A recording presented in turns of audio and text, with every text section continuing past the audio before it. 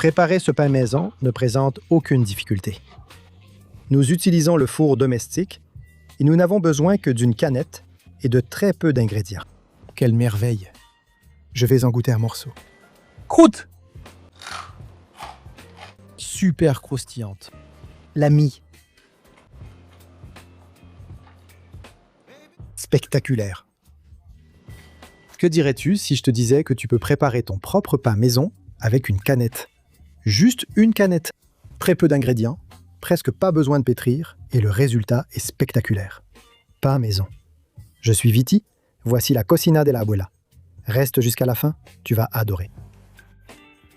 Tu auras seulement besoin de 500 g de farine de force, 300 ml de bière, 10 g de levure fraîche, une pincée de sel, 10 g, plus ou moins, et aussi 30 g de sucre roux pour donner de la couleur, du goût et équilibrer le mélange. Il faut 300 ml de bière. Une canette en contient 330 donc. Il en reste une gorgée. Profitez-en. On commence avec la farine. Première étape très simple, dépose-la ici sur un plan de travail. Et maintenant tu vas faire un puits, ce qui consiste simplement à creuser un trou ici où nous allons verser le reste des ingrédients. Voilà. Bon, pour le reste des ingrédients, attention, il y a une astuce avec le sel. Alors, allons-y, au centre du volcan, on met la levure. On va l'émietter comme ça, un petit morceau, puis l'autre au centre du volcan. On va aussi ajouter le sucre, qui va en plus renforcer la levure, et bien sûr, nos 300 ml de bière dedans.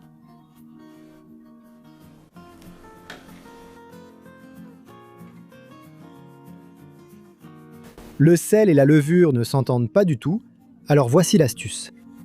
Ne mets pas le sel directement, mets-le en formant un anneau à l'extérieur. Comme tu vas commencer à mélanger par l'intérieur, tout sera bien mélangé quand le sel sera incorporé. Petite astuce qui marche. On passe au sel. Voilà, comme je vous disais, juste sur le bord. C'est fait, très facile. Et maintenant, on va commencer à mélanger. Comme ça. On commence par le bord, le petit bord, vers l'intérieur. Ça commence à former une pâte, et comme vous voyez, la dernière zone à être incorporée est celle où il y a le sel. On va tout mélanger comme ça, jusqu'à ce qu'on ait une pâte comme ça, collante. Maintenant que tu as ce mélange collant prêt, donne-lui un petit coup. Allez, pétris-la un peu. T'as pas besoin de beaucoup. En 2 minutes, c'est fait. Comme ça. Ping, pang, ping, pang, ping, pang. Voilà.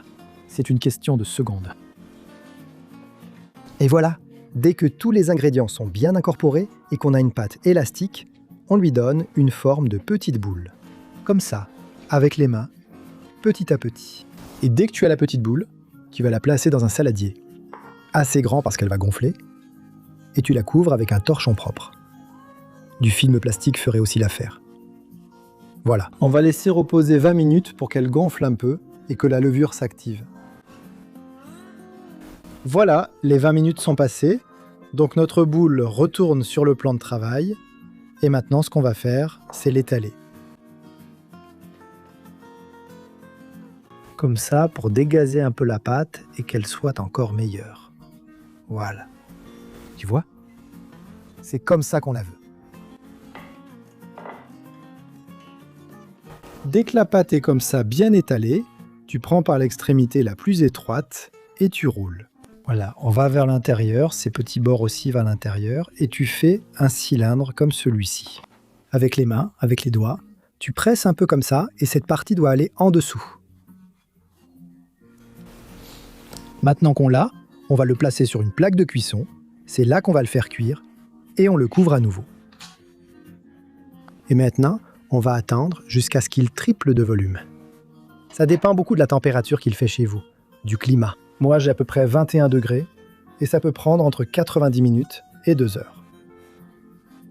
S'il fait chaud là où tu vis, ne t'inquiète pas, tu peux l'avoir prêt en 60 minutes facilement.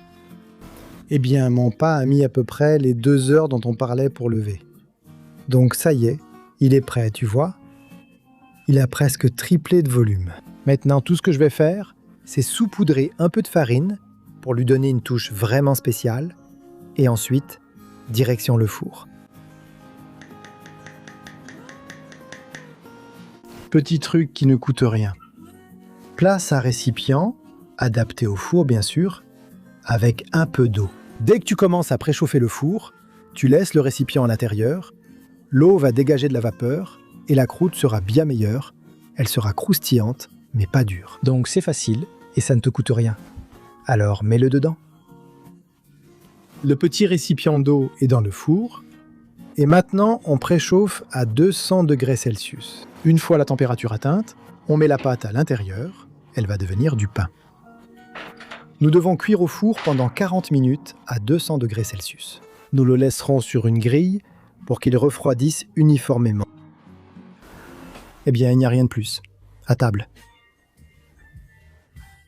Du pain avec une canette de bière. Je vous préviens, l'odeur est incroyable. Il a une croûte croustillante, une mie humide, tendre et légèrement sucrée grâce à la touche de bière. Un pain spectaculaire. Tu dois le préparer. C'est super facile. Breisra. Qui dit mieux? Une pure merveille.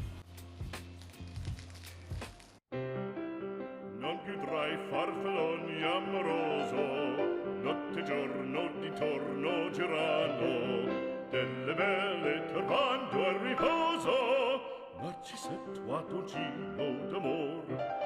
Delle belle turbando al riposo, Narcisetto